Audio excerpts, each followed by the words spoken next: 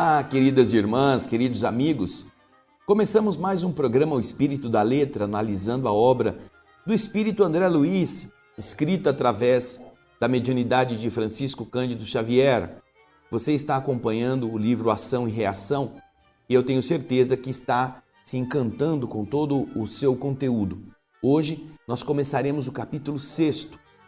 Pega o seu livro, o título deste capítulo é No Círculo de Oração. E vamos acompanhar que coisas interessantes este capítulo vai nos revelar. Vamos então ao texto? Na terceira noite de nossa permanência naquela casa, o instrutor Druso nos convidou para o círculo de oração.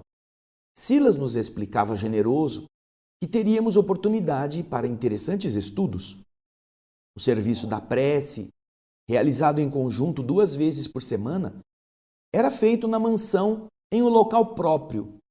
E no decurso das atividades que lhe eram afetas, em que elas aconteciam, materializavam-se habitualmente um ou outro dos orientadores que, de esferas mais altas, superintendiam a instituição. Você lembra? Para um pouquinho aí.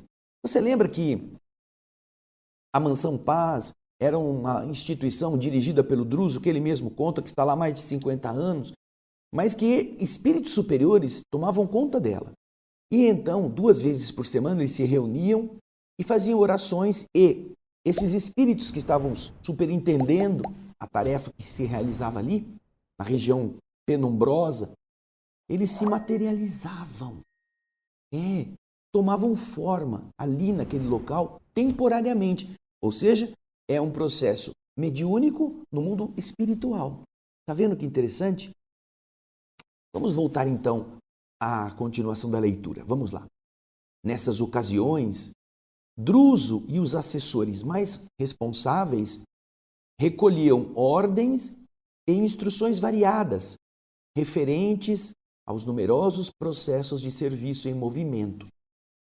Questões eram respondidas, providências de trabalho eram indicadas com segurança e, certamente, mesmo nós, esses que estão chegando, esses novatos, esses que estão ali pela primeira vez naquele estabelecimento, poderíamos apresentar qualquer dúvida ou indagação para esclarecimentos oportunos.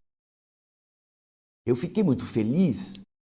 Hilário, algo preocupado, perguntou se nós deveríamos obedecer a algum programa especial, informando o assistente Silas que nos cabia apenas manter naquele santuário que eles iam entrar o coração e a mente limpos, escoimados, depurados de quaisquer ideias ou sentimentos indignos da reverência e da confiança que nos compete dedicar à providência divina e que sejam incompatíveis com a fraternidade que devemos sinceramente uns aos outros.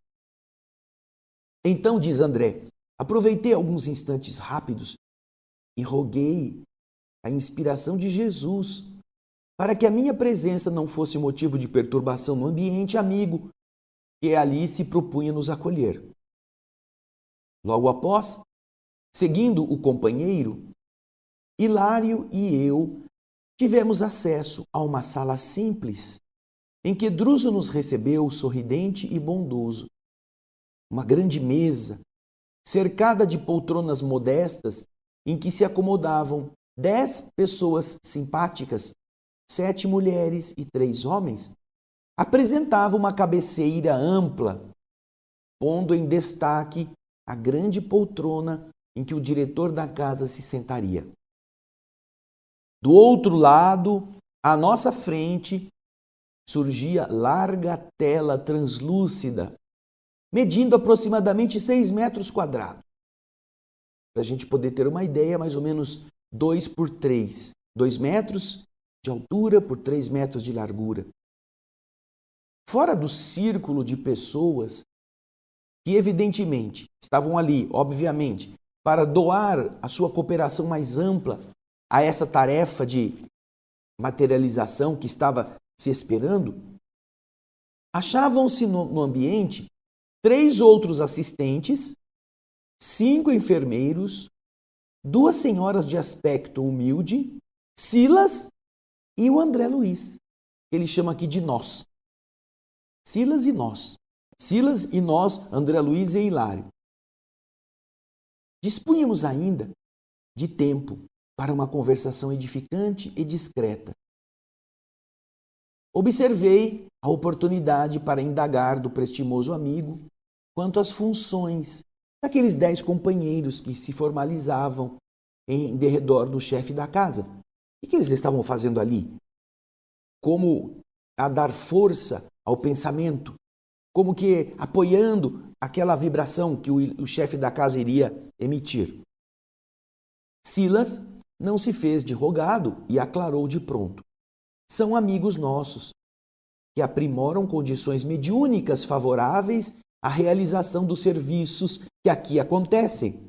O que eles fazem? Eles colaboram doando fluidos vitais e elementos radiantes, altamente sublimados, de que os nossos instrutores se servem com eficiência para se manifestarem. Os instrutores que vinham dos planos superiores, não é? Eles usavam o material que aqueles 10 estavam oferecendo. Admirado com essa informação, o Hilário perguntou: nós poderíamos, seu Silas, a gente poderia considerar que estes são santos que estão aqui em atividades na mansão? E o Silas, bem-humorado, disse: não, Hilário, de modo algum. São trabalhadores prestimosos, tanto quanto nós. Eles sofrem ainda a pressão das recordações, das reminiscências perturbadoras do plano físico, carregando com eles as raízes dos débitos que adquiriram no passado, para o justo resgate em um futuro talvez próximo na encarnação. Ainda assim, quer dizer, ainda sendo cheio de problemas como qualquer um de nós, pela disciplina a que eles se afeiçoam no devotamento aos semelhantes, conquistam simpatias providenciais que funcionam como se fossem valores expressivos que lhes atenuam dificuldades e provas nas lutas do futuro. Eles servem, e quem serve produz efeitos positivos a seu próprio benefício.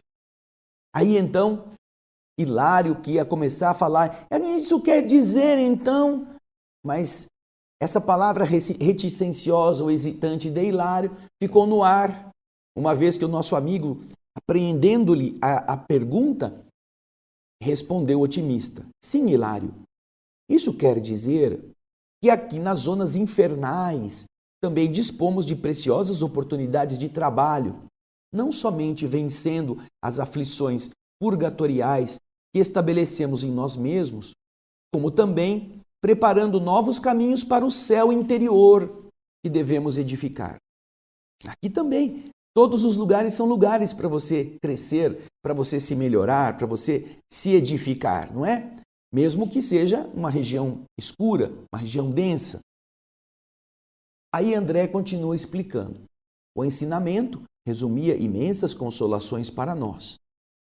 A essa altura do entendimento, Hilário olhou para aquelas 2 damas presentes, cuja apresentação física, cuja aparência externa demonstrava muita diferença daquele meio a que nós nos ajustávamos, porque elas estavam extremamente tristes, dominadas por essa tristeza, a fisionomia demonstrava isso. Então Hilário perguntou: meu caro Silas, quem são essas irmãs nossas que francamente se distanciam deste tom psíquico aqui reinante?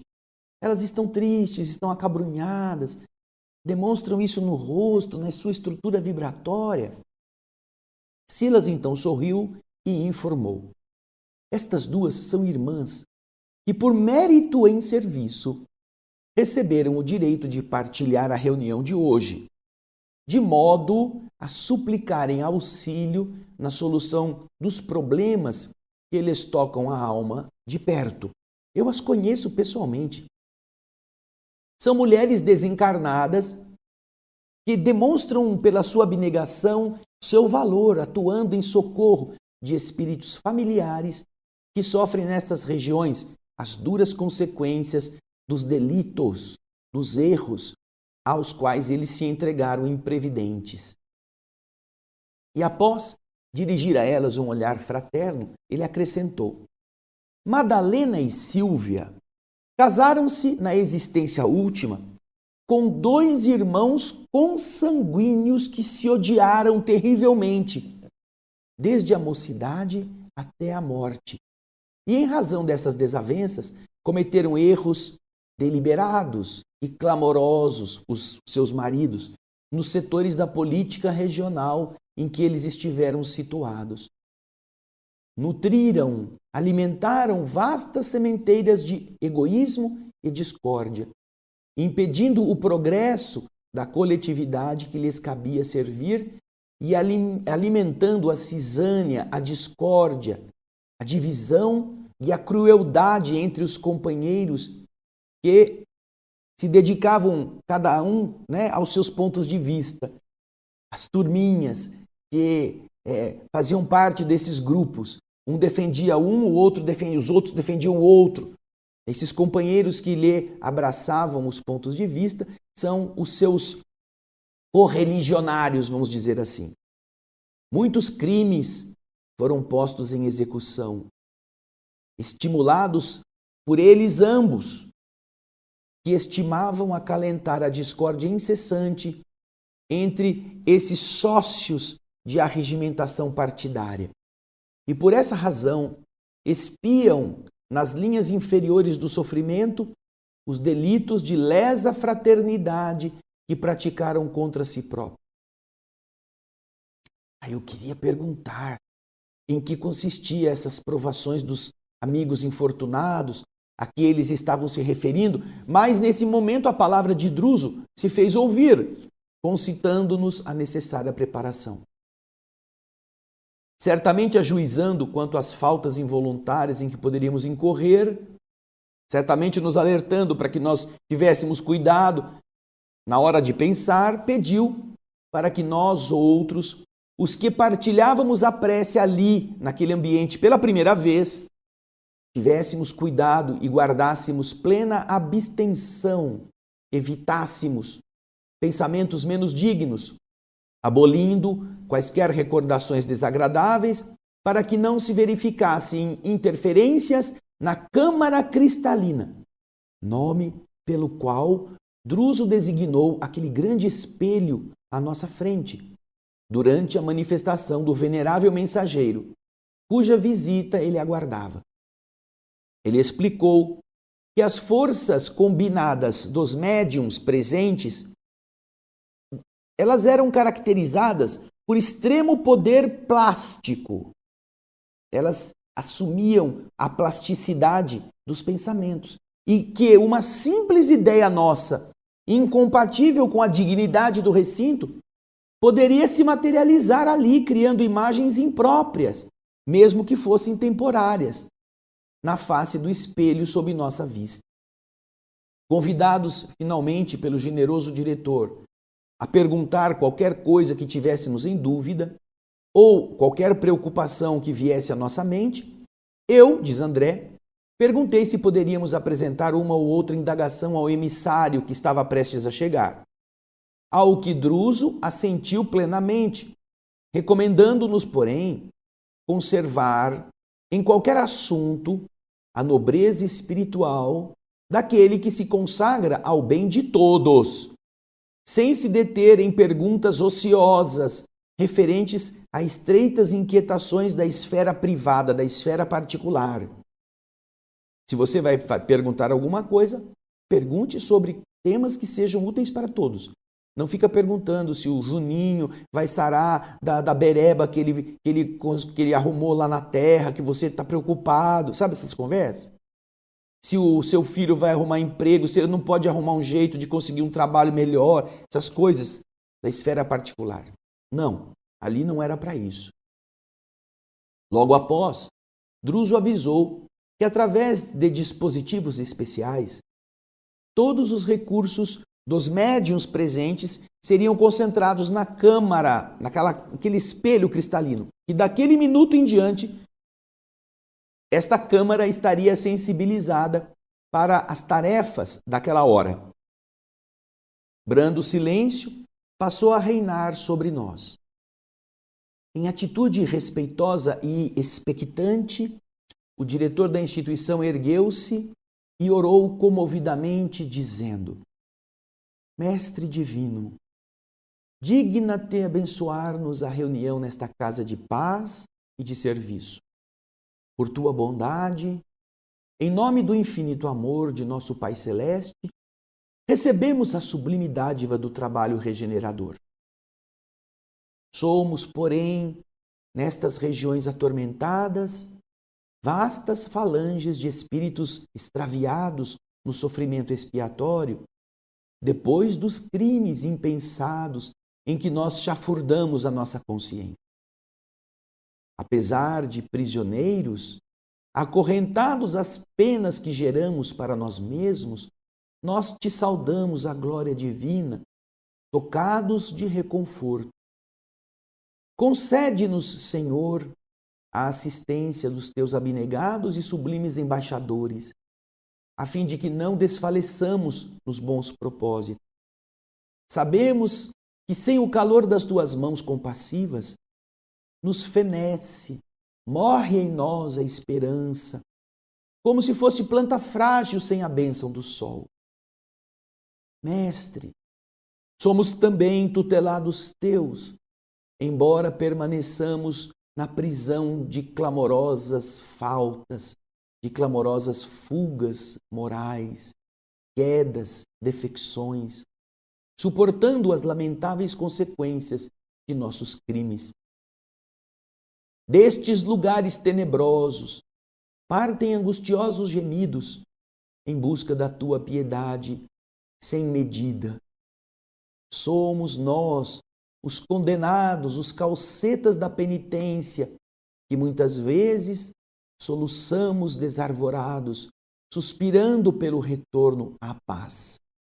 Somos nós, Senhor, os homicidas, os traidores, os ingratos e perversos trânsfugas, os perversos desertores das leis divinas, que estamos aqui recorrendo à tua intercessão, para que as nossas consciências, em dolorosa purgação, se depurem e reergam ao teu encontro. Compadece-te de nós, que merecemos as dores que nos retalham os corações. Ajuda-nos para que a aflição nos seja remédio salutar e socorre os nossos irmãos que nas trevas destes lugares se entregam à irresponsabilidade e à indisciplina, dificultando sua própria regeneração, porque multiplicam as lavas de desespero que vertem arrasadoras de suas almas. Neste ponto da rogativa, Druso fez uma longa pausa para enxugar as lágrimas que transbordavam dos seus olhos. O tom das suas palavras, repletas de dor, como se ele próprio fosse ali um espírito preso em padecimentos amargos, me impressionava vivamente. Não conseguia desviar dele a atenção. Irresistível emotividade me apertava o peito e o pranto jorrou-me irresistível. E prosseguindo a oração, ele disse: Confiaste-nos a tarefa de examinar os problemas dos irmãos aflitos e desventurados que nos batem à porta, Senhor. Somos assim forçados a sondar-lhes, a perscrutar-lhes, a identificar os infortúnios, para de algum modo encaminhá-los ao reajuste. Não permitas, ó eterno benfeitor, que nosso coração se enrijeça, se endureça, ainda mesmo diante de uma suprema perversidade. Não desconhecemos que as moléstias da alma são mais aflitivas e mais graves que as doenças da carne. Enche-nos desse modo de incansável compaixão, para que sejamos fiéis instrumentos do teu amor. Permite que teus prepostos nos amparem as decisões, nos compromissos por assumir. Não nos deixes a fraqueza que nos é própria. Dá-nos, ó Cristo de Deus, a tua inspiração de amor e de luz. Nesse instante, ainda mesmo que o tom de voz não demonstrasse o fim da oração, Druso, o generoso amigo, não conseguiria continuar, porque a emoção lhe estrangulava a prece na garganta. Todos chorávamos, contagiados por suas lágrimas abundantes. Quem era Druso, afinal? Diz André. Para entregar-se daquele modo à oração, como se ele próprio fosse entre nós o maior dos torturados?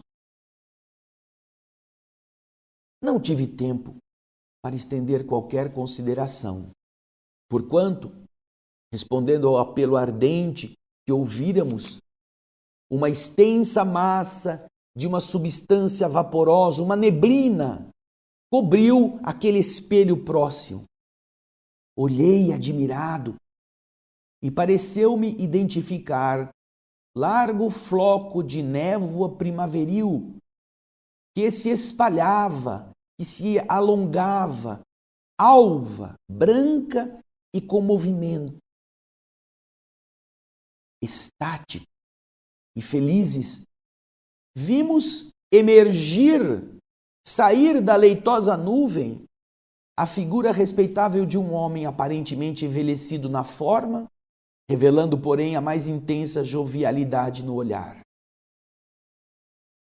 Vasta auréola de safirino esplendor coroava-lhe os cabelos brancos que nos infundiam enorme respeito, a derramar-se em sublimes cintilações na túnica simples e acolhedora que lhe cobria o corpo esguio.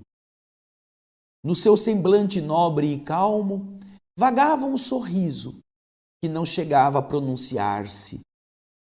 Após um minuto de silenciosa contemplação, levantou a mão e espalhou um grande jorro de luz sobre nós e nos disse: a paz do Senhor seja convosco.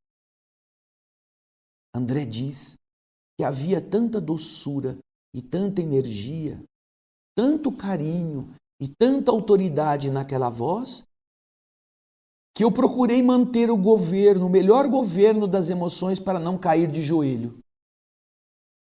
Então, Druso, reverente, exclamou: Ministro Sânzio, bendita seja sua presença entre nós. A claridade que se espalhava do venerável visitante e a dignidade com que se nos revelava impunha-nos fervoroso respeito. Entretanto, como querendo desfazer a impressão da nossa inferioridade, o ministro, surpreendentemente materializado, mantendo o campo vibratório em que nos encontrávamos, avançou para nós, estendeu-nos as mãos num gesto paternal e colocou-nos à vontade. Vejam vocês, ele saiu daquela câmara cristalina com um corpo emprestado pelas vibrações e pelas energias daqueles que estavam ali doando seus fluidos. Saiu, veio até nós, estendeu-nos as mãos e nos colocou à vontade. Não desejava cerimônias, disse ele, entre afetuoso e convincente. Em seguida, demonstrando o valor das horas, recomendou ao diretor que apresentasse os processos em estudo. Com admiração, vi Druso exibir os documentos solicitados. 22 de grande tamanho, cada qual condensando a síntese das informações necessárias ao socorro de 22 entidades recentemente internadas na instituição. Naquele momento, diz André, não pude fazer nenhuma pergunta direta. Todavia, mais tarde, Silas me esclareceu que Sâncio, investido nas elevadas funções de ministro da regeneração, um dos ministérios da cidade Nosso Lar, tinha grandes poderes sobre aquela casa de reajuste, com o direito de apoiar ou determinar qualquer medida referente à obra de assistência em benefício dos sofredores, podendo homologar e ordenar providências de segregação, que é de aprisionamento, de isolamento, providências de justiça, de reencarnação ou de banimento. O poder do ministro naquela região era este. O emissário, atento, o ministro Sâncio, examinou todos os autos ali expressos em rápidas súmulas, das quais transpareciam não apenas informes escritos, mas também microfotografias e recursos de identificação que lembram os elementos datiloscópicos, aqueles que identificam as pessoas na Terra por meio das digitais. Aceitando ou não as sugestões de Druso, depois de ligeiras considerações em torno de cada caso particular, aplicando em cada ficha o selo que lhe assinalava a responsabilidade das decisões. Vejam só, eles têm como fazer isto, como aplicar e dizer: eu, ministro Sâncio, concordo ou recomendo que se faça tal coisa. Ali estão André e Hilário, são os novatos, os que acabaram de chegar. Não é bem estrangeiro como está aí na tradução, mas é algo parecido, são os visitantes. Esses que éramos nós, né, diz André, nos sentíamos estranhos a todos os estudos e deliberações efetuados. Menos, porém, quanto ao último processo que estava ali na lista, que se referia justamente a Antônio Olímpio. Lembram dele? O internado da véspera, a cujo despertar nós assistíramos. A rapidez com que os dados do ex-fazendeiro haviam sido relacionados era de causar o maior espanto. Convidados pelo instrutor a compulsá-los, porque percebia ele a importância de que o assunto se revestia, Hilário e eu reconhecemos o relato, a legitimidade das declarações que prestara sob a influência magnética a que fora submetido. Tudo o que ele tinha falado estava ali. Druso deixou que André e Hilário pudessem ver o processo, interessando-nos vivamente pela solução do problema. Ouvimos a palavra do ministro, o ministro Sâncio, que concordava com o parecer da casa quanto à conveniência de socorro imediato ao irmão infeliz e breve reencarnação dele no círculo em que ele havia delinquido, a fim de devolver aos irmãos espoliados, aqueles irmãos que ele deserdou, os sítios de que haviam sido expulsos. Acentuou, contudo, que o criminoso, conforme as alegações dele mesmo, não desfrutava qualquer atenuante para as culpas que lhe eram imputadas. Antônio Olímpio, concordou o dirigente da casa, Druso. Ele havia vivido para si, entregue à desvairada egolatria. Não conhecera a não ser suas próprias conveniências. Conservara no mundo o dinheiro e o tempo, sem benefícios para ninguém que não fosse ele próprio. Isolara-se em prazeres perniciosos e, por isso, não trouxera ao campo espiritual a gratidão alheia funcionando em seu favor, porquanto, em matéria de apoio afetivo, dispunha somente da simpatia a nascer no quadro diminuto em que lhe encerrava o estreito mundo familiar. Só entre aqueles mais próximos ainda havia um pouquinho de alguma gratidão. Era, pois, um companheiro realmente complexo, com extremas dificuldades, para ser ajudado no retorno à experiência física. O magnânimo mensageiro, entretanto, recordou que a esposa e o filho lhe eram devedores de insuperável carinho. Esses dois corações surgiam ali, segundo a lei, como valores benéficos para o delinquente. Ele fez tudo aquilo, foi tão ruim com os irmãos, mas se dedicou com amor verdadeiro para a esposa e para o filho.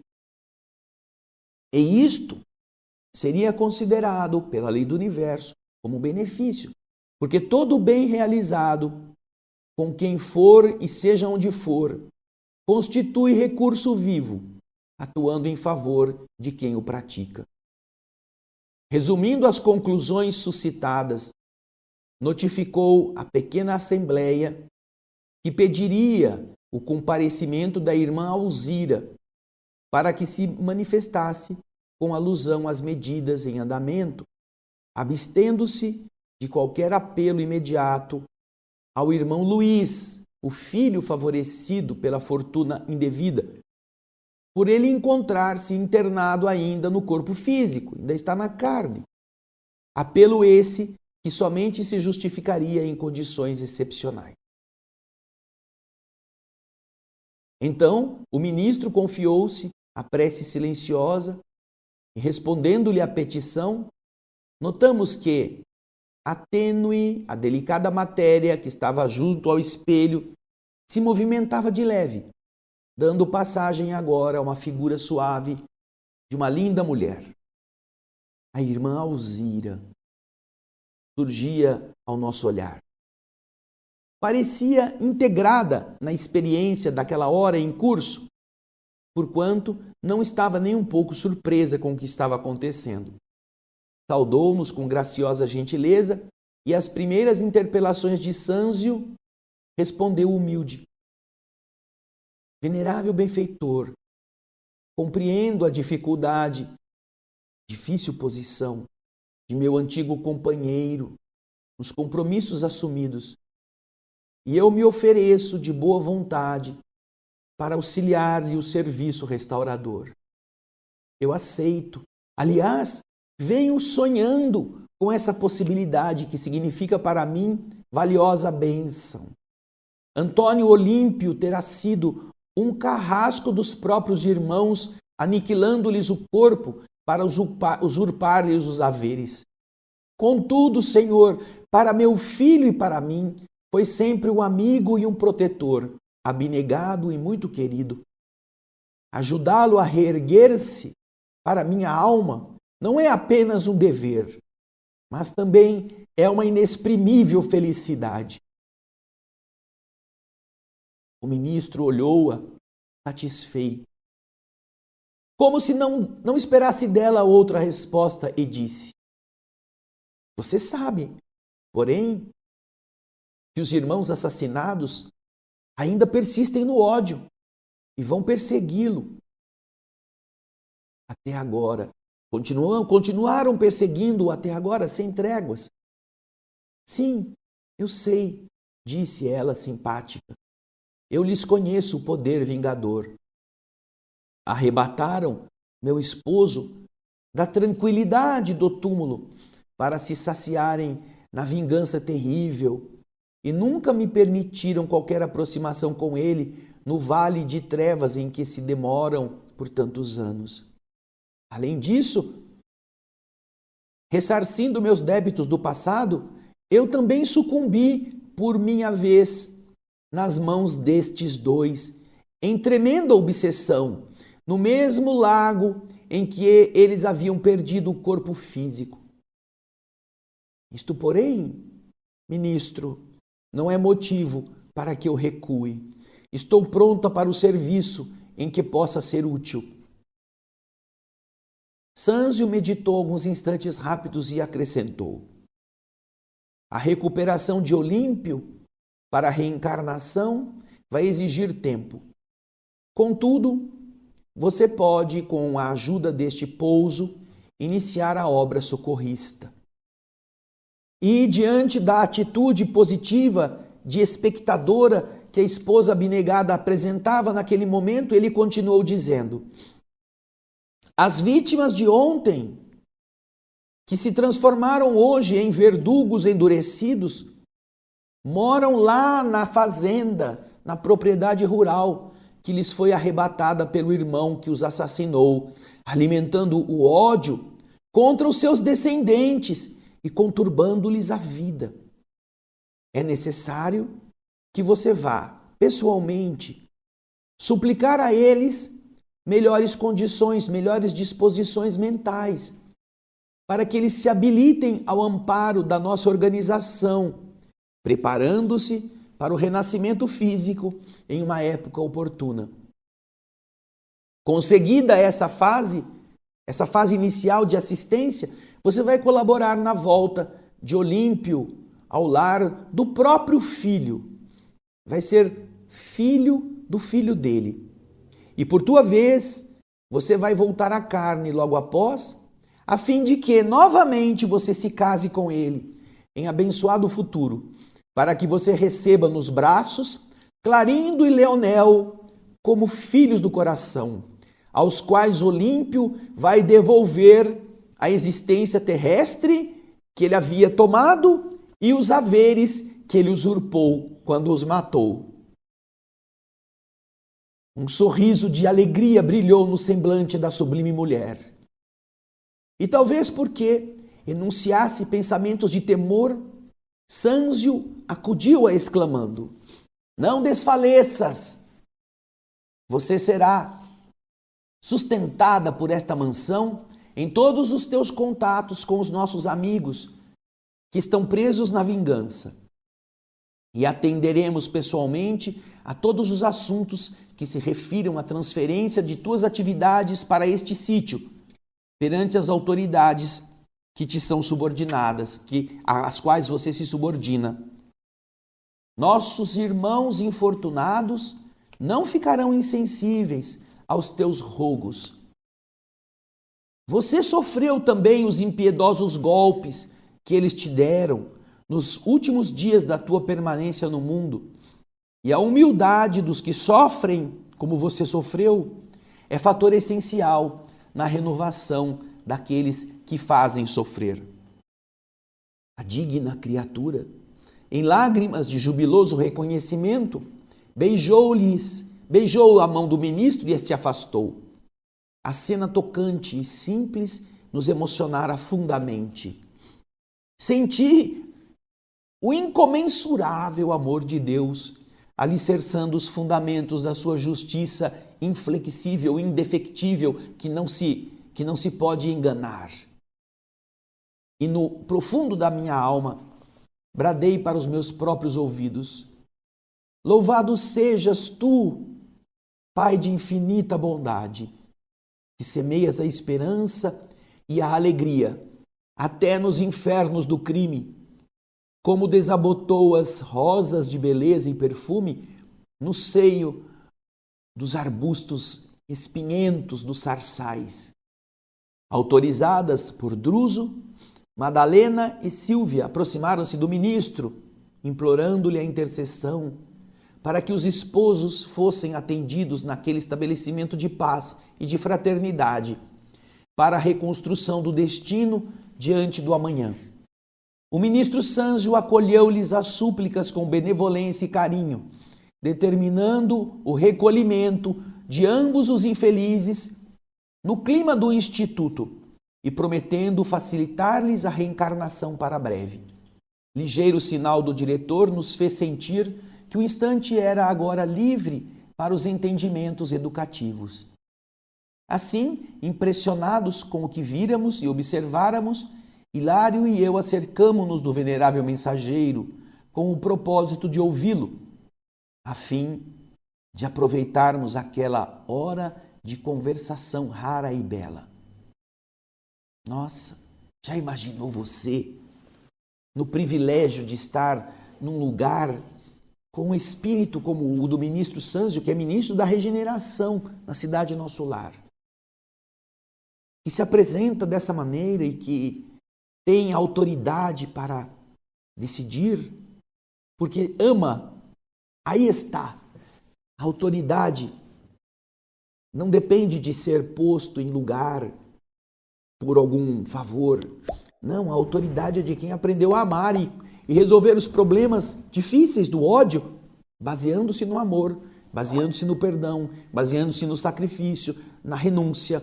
E nós vemos aqui, neste capítulo, como é importante que nós aprendamos, como disse Jesus, reconcilia-te com o teu adversário.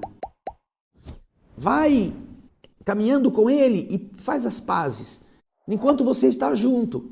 Porque depois que as coisas se afastam, as pessoas se vão, é muito mais complicado, porque fica apenas o erro, sem a oportunidade imediata da correção.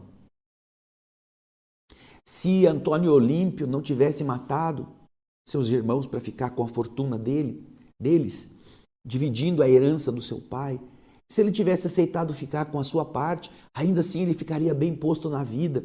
Não teria sofrido o que sofreu, sua esposa não teria morrido afogada pela obsessão de que os dois se tornaram agentes. Eles estão na fazenda ainda, assombrando os descendentes do Antônio Olímpio, que eles não querem deixar que sejam felizes, que não sejam felizes na sua existência com um patrimônio que não lhes pertence. Tudo isso teria sido evitado. Mas agora tudo pode ser corrigido. E eles vão corrigir com a cooperação do Antônio Olímpio, que vai precisar renascer, filho do filho dele. A sua esposa, que vai voltar à terra para se casar de novo com o companheiro que foi aquele que a defendeu, que a protegeu, e aceita receber os dois que foram injustiçados, para que Antônio Olímpio lhes devolva a vida física. A vida física que foi privada quando eles tomaram os aperitivos com as substâncias soníferas para que eles morressem afogados. Foi Antônio Olímpio que fez isso. Agora, Antônio Olímpio vai lhes dar a substância necessária para que eles tenham um novo corpo e vai ser herdeiro do seu filho e vai transmitir aos seus filhos aquilo que era deles e que havia sido tomado. Puxa vida, que coisa linda! Tanto quanto o drama dos dois irmãos, maridos da Madalena e da Sílvia, que aqui também foram colocados, que eram políticos, fazendo as suas tricas, as suas disputas em partidos opostos, produzindo crimes. Vejam onde que eles estão agora. Vejam vocês como é perigoso viver de forma irresponsável. Mas agora chegou a vez do André Luiz e do seu Hilário se aproximarem do ministro Sânzio. E isso a gente vai ver no próximo capítulo. O capítulo 7 espera por nós. Vai lendo, vai desfrutando, vai vendo como a justiça do universo se baseia no amor, não na vingança. E assim nós esperamos que você possa cada vez mais se senhorear, se apropriar desses valores tão lindos que André Luiz nos apresenta nessa descrição tão bonita que nos fez no capítulo 6. Eu espero você no nosso próximo programa. Obrigado pelo seu e-mail, pelos seus comentários, por compartilhar os nossos links para que mais pessoas também possam estar com as notícias que André Luiz nos traz. E a gente espera você no nosso próximo O Espírito da Letra. Muito obrigado, até lá e muita paz.